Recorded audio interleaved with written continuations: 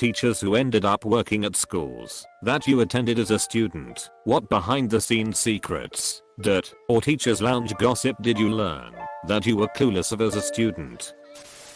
The biggest surprise for me was that the teacher I adored as a kid is actually a douche. I loved him as a teacher when I was 14 years old, but I can't stand him as a colleague.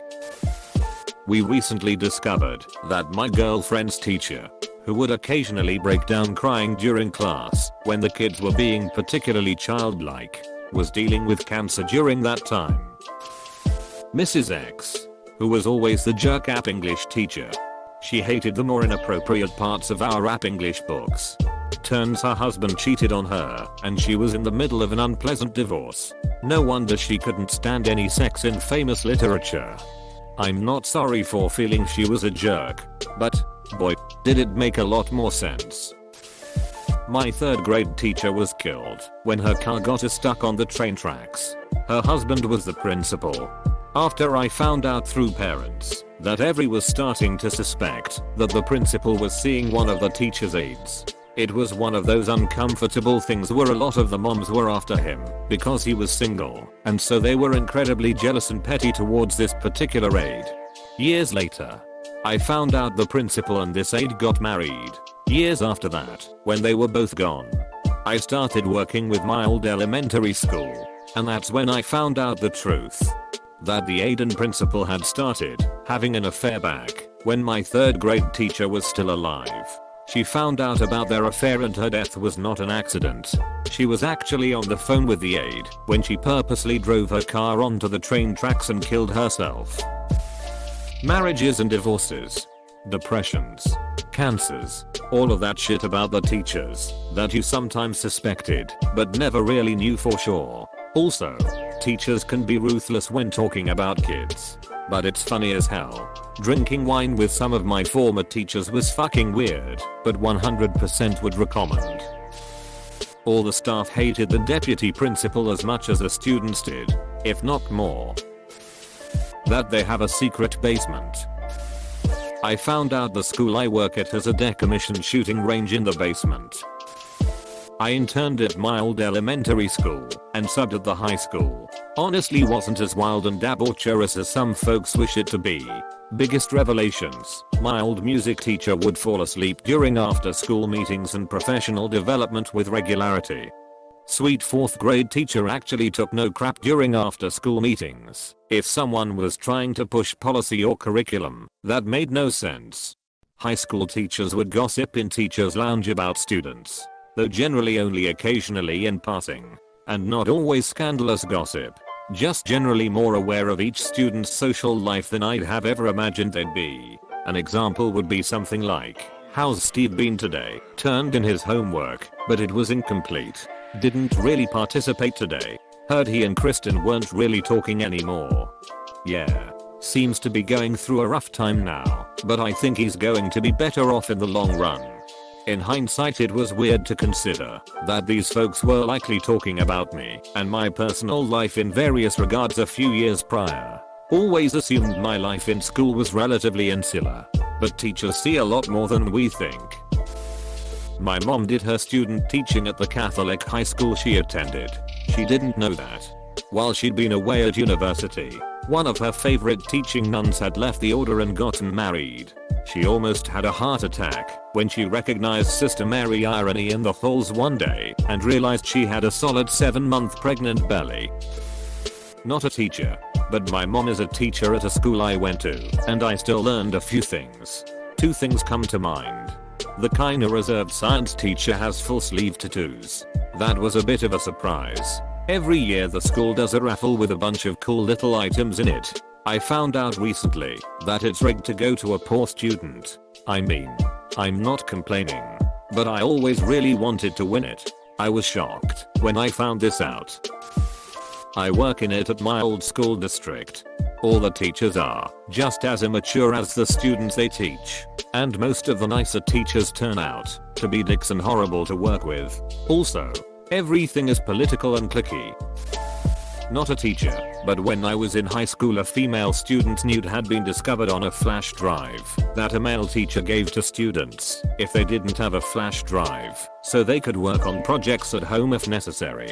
Obviously an investigation went underway, and it was found that another student had put the nude on the flash drive. But amidst all the chaos and rampant rumors it was discovered that the male teacher was having an affair with one of the social studies female teachers, who was also married. Male teacher is still currently with his wife, while the female SS teacher divorced her husband thinking that male teacher was leaving his wife for her. Fucking spicy as a 17-year-old lol. Rampant smoking. I work at the school my kids attended, so if it counts, I'll answer. A lot of teachers smoke pot regularly. It's still illegal here, though. Open bracket.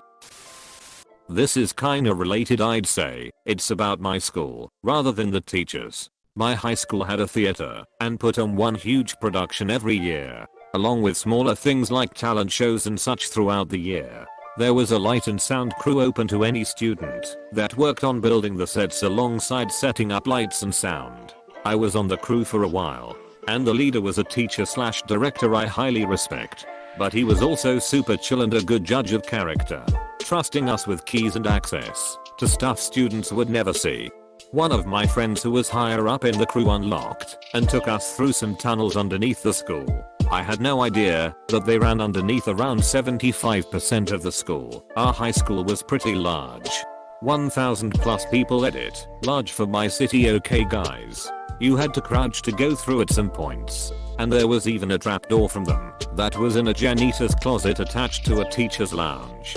It's funny to think that I've walked past the wall the closet was behind so many times and never knew that there was a trapdoor to underground tunnels that I never thought were there.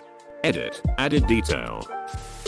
Not a teacher, but I was an IT technician at my high school about 6 years after I graduated. The staff at the school all share stories about students among each other, so they all knew who was good or bad. They knew who was dating who. They knew all the friend groups. They knew about students' social lives. This isn't stuff they'd ever be told directly, just observations. I swear, they knew more about the class than I ever would have as a student as part of the class. Also, as someone else said, it's actually kind of fun to have a beer or drink with your old teachers. Sometimes the ones you become friends with aren't the ones you ever would have thought would be the case when you were in school. Alert students we'd pass just BC because we don't want to deal with them anymore, or because their failure would hurt funding and we were pressured to overlook failure of certain students. You should hear the way teachers talk about students. They are brutally honest in teachers' meeting. My school had an old lunchroom, an entire portion of the building that was only accessible through 2 doors. I cannot say with certainty that this is true, but rumor has it several teachers ended up turning that room into a suitable living area and slept there for a few months. I didn't think it was that crazy until I remembered at least 2 of those teachers had a history of drug use, LSD, MDMA and cocaine. What went on in that old lunchroom is anyone's guess. I was a private school teacher at a school I attended as a student. The school had no infrastructure for special education or IEP students. They basically told parents they could send students there, but they are not getting any additional accommodations. I never connected or understood this as a kid, but every time we'd get a different student, they rarely lasted more than a year. I didn't end up working at my old school, but I did run into my old guidance counselor, who had since moved districts, at a conference. I was mentioning the teachers I had had, and that the photography teacher always creeped me out. He confirmed that said teacher had been quietly fired for sleeping with students, and this was at a school where my app history teacher was actually married to a former student. Nothing to see here. My friend and I both did taught at our former high school. He came up to me in the faculty office one morning and said, "Did you know some of the teachers think I went to blowjob parties when I was on the football team?" What's a blowjob party? I wish I was going to those. To this day we don't know where they got this idea, or what a blowjob party is. Not me, but one of my best friends. We attended high school together, and she eventually ended up teaching in that school. My friend was asked who was the valedictorian in our batch. She mentioned girl A. The teacher can't remember her. So my friend said she's not into extracurricular that much, so you might not remember her. But you may remember our top 2, then mentioned the name our batch's top 2. To which the teacher blurted out, oh yeah, I remember her. That bitch and her mother, together with your advisor, harassed me to change her grades so she can make it top 1. Not the same school, but an old teacher. Whilst in year 10th, my language teacher and a pet teacher were having a secret relationship despite everyone knowing they were both in a relationship with other people. Whilst doing my teacher training at a different school, I saw her briefly in the staff room. Later I caught up with someone else who worked there and said how I knew her. Found out that she actually married this pet teacher a couple of years before and was having an affair with another pet teacher in that school. Fast forward to going into my 3rd of teaching. At the interview for the school I currently work at, speaking to another guy at the interview, and he told me which school he was leaving, and it was my old secondary school. I asked him if he knew my old language teacher and the gossip of her, and he said he knew they weren't together anymore. The day goes on. I just finish having a tour of the school, walk into the staff, and there she was. Sat there on her laptop. Turns out she had also recently been employed there. Some pet teachers came in, also on their interview and she made a beeline for the young male who was clearly about to start teaching. She clearly has a type. I work at the school I attended. Nothing weird, but drinking/hanging out with your former teachers and principals is kinda cool honestly.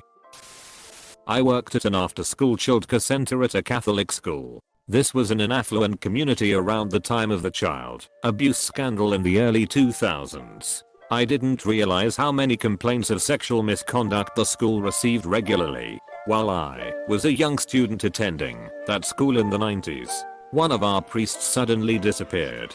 We were told he moved to a church that needed him. I found out later he was dismissed when accusations of sexual abuse were made against him, but he wasn't removed from the priesthood. True to what I was told as a young student, he was just moved to another parish. No investigation was opened against him. The child's parents did not go to the police. I found out later, when I was working there, just how such a thing could happen. I was required to attend a sexual abuse seminar which outlined the behavioral and physical symptoms of molestation, and the methods to approach a child and ask them if they were inappropriately touched. So far, a pretty solid presentation. Lots of good points and valuable information.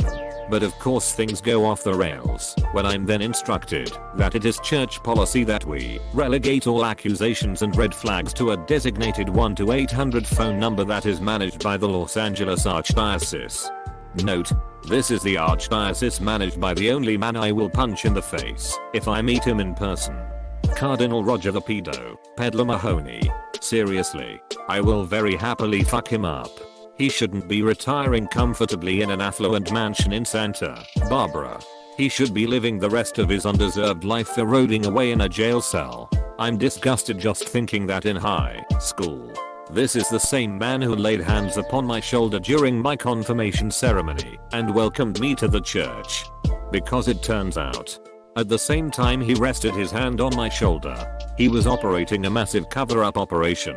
He was constantly transferring priests to different parishes the moment accusations of child molestation would be made against them, making it almost impossible for a proper follow-through from the victims. So these priests would always be put into a new community with new victims none the wiser to them.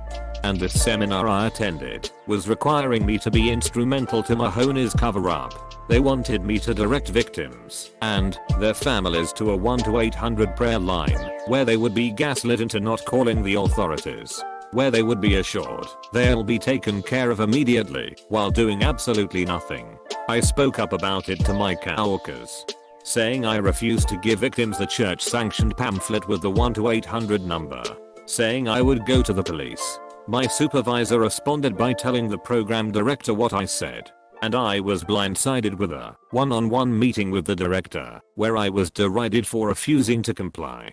She said to me, "Do you not take sexual abuse seriously?" That always stuck out to me, because at the time, I was just a young college student with very little experience in handling adversity or getting vociferously reprimanded by my boss's boss. I should replied with the obvious yes I do.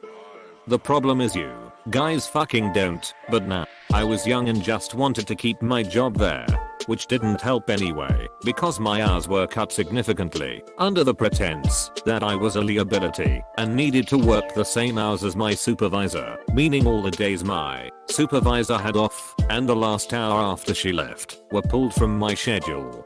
It gives me a sense of validation and, yeah, I'll admit it, smug ass satisfaction. Seeing the Los Angeles Archdiocese get absolutely fucking obliterated in a class action civil suit. It put all their wrongdoings into legal documentation. It absolved me of any guilt in not being more forthcoming about this policy to authorities. And it forced Roger Mahoney out of a position to continue circulating about his pedophile ring of kiddie diddler priests. Albeit, it didn't force him into a federal penitentiary, but considering how shitty the whole thing is, I'll take what I can get.